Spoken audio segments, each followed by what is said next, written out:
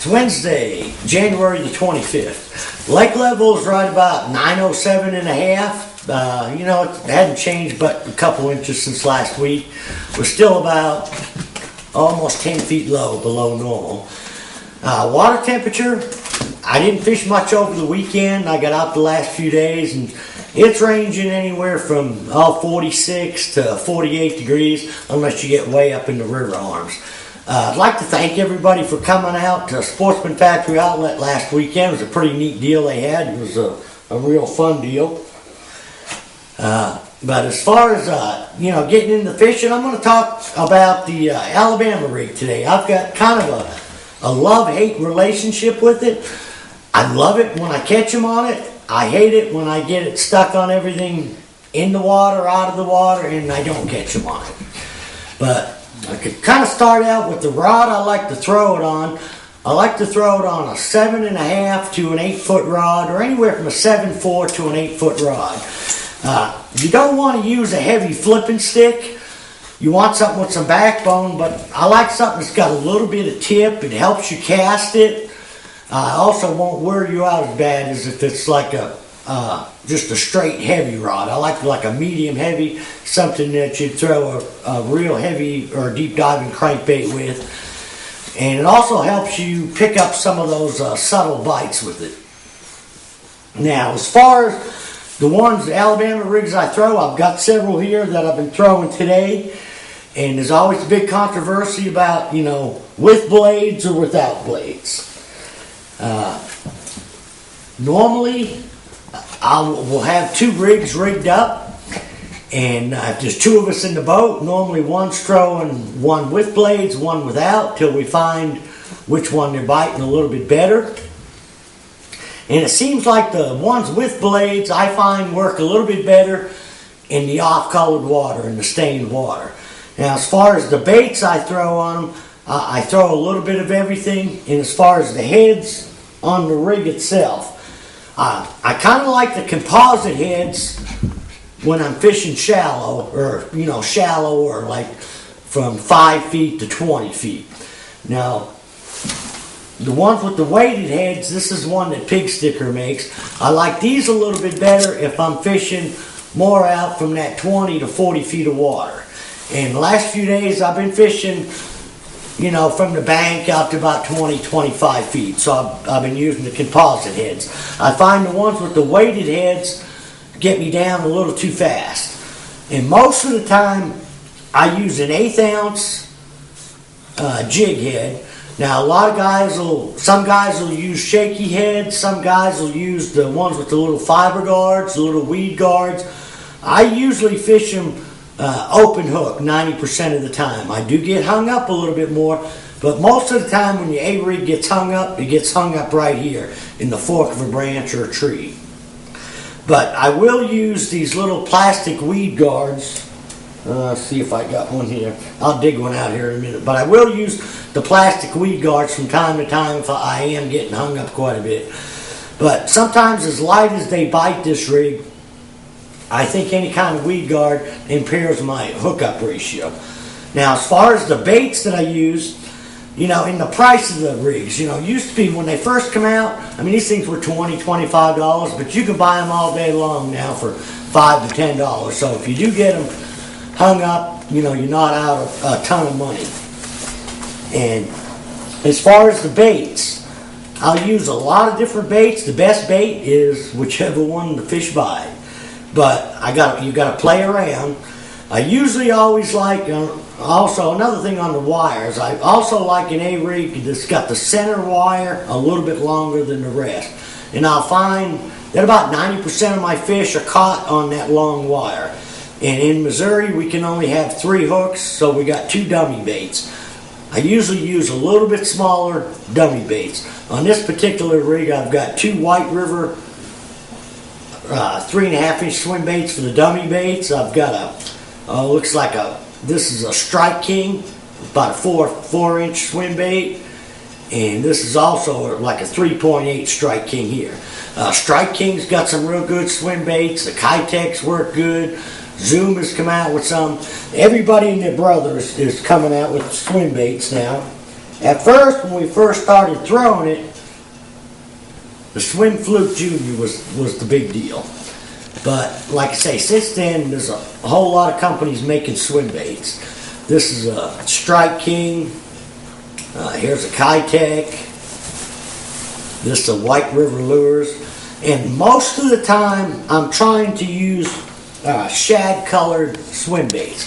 Now, I was in a little bit of stained water today, so I was dipping and spraying my tails on the center one in a little bit of chartreuse so the fish could help find it a little bit better.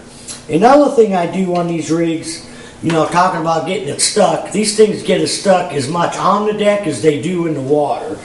So usually what I like to do when I put them up, or when I've got them on the rod on the deck and I'm not using them, I just take a little piece of wire, and you can use like a braid tie, and just wrap it around 2 or 3 times, keep the baits together, then I hook it off on the rod. Another thing you can do is you can put a split ring on here up top. When you're going to use the bait, you just slide the split ring up to the head. When you want to pull the bait together, just slide the split ring down. That also works pretty handy. Like I say, for the most part, I use an 1/8 ounce head. Let me see if I can find that little weed guard. It's in the other box back there, but it's just like a little crappie weed guard, but they make them for the Alabama rig. You put it on before you put the bait on, then you take the end of the plastic, hook it right into the hook. Helps it from getting snagged up. Now the places I'm fishing it right now is on a lot of 45-degree banks, a lot of bluff banks, and I found today that most of the fish I caught were probably within 150 feet of where the channel either swung into the bluff or swung away from it. Now, a lot of my bites, the fish were dead on the bottom. I'm going to guess probably about 8 to 15 foot. Now, the problem is working these to keep them from getting hung up, and also on a lot of these bluff ends, it's loaded with timber. A lot of times if you get the bait stuck, if you don't set the hook, you just keep pressure on it and get the boat over to it, you can usually get behind it and get it out. Now I will use a plug knocker from time to time. This will work. Same thing I use on my crankbaits and jerkbaits. I'll just take and slide this down on the line to help knock it out. That'll help some too. But basically today I was just getting the bait down, just trying to keep it right above bottom, and I did find that the largemouths were pretty much relating to bottom, and the Kentuckys I caught, they were out over 20-25 feet of water, but they were only about 12-15 foot deep. So today I was trying to keep the bait about 10 to 12 feet deep, and every day it'll change.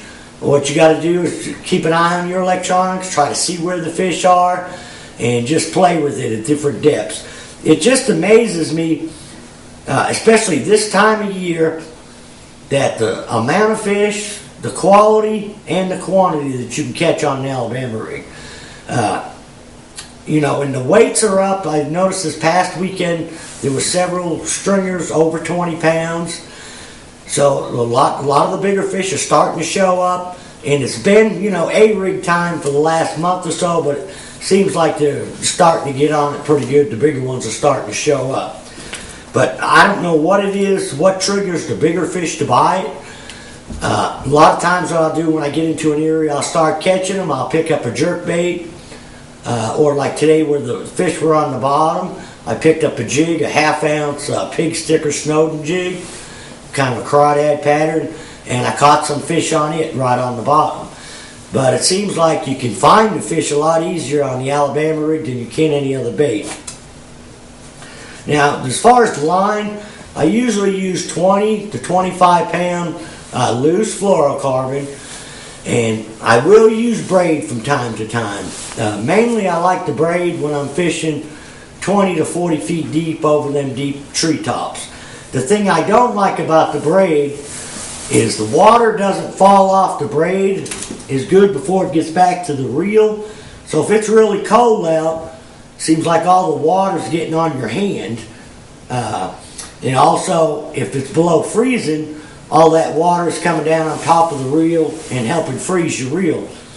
So the mono definitely works better. It doesn't carry the water back to the reel like the braid does. But when I'm fishing deeper, that braid is a lot more sensitive. I think I can feel a lot more of the bites. And a lot of the bites on the A-rig, it changes from day to day, but a lot of times it's kind of similar to a swim bait. They'll actually bite it 2-3 times before they'll kind of nip at it before they actually load up on it. So if I miss the first couple fish, what I'll do is I'll wait, till I either feel the fish has it, or if he's kind of nipping at it, I'll wait and let the rod load up. Sometimes they'll hit it so hard that they knock slack in your line, but most of the time you want a really slow retrieve, and that's why I like the lighter jig heads, so I can maintain the bait in a certain level without it dropping too much. And with the 1/8 ounce heads, I can do a real slow retrieve, and you kind of feel your way through a lot of that timber. If you feel like you're getting wrapped around a tree or on the backside of one, the best thing to do is go over and get the bait before you wind it through the tree. So if you get a chance to get out and do some fishing, need to throw that Alabama rig some. I won't be doing a fishing report next week. I will be in El Salto, Mexico.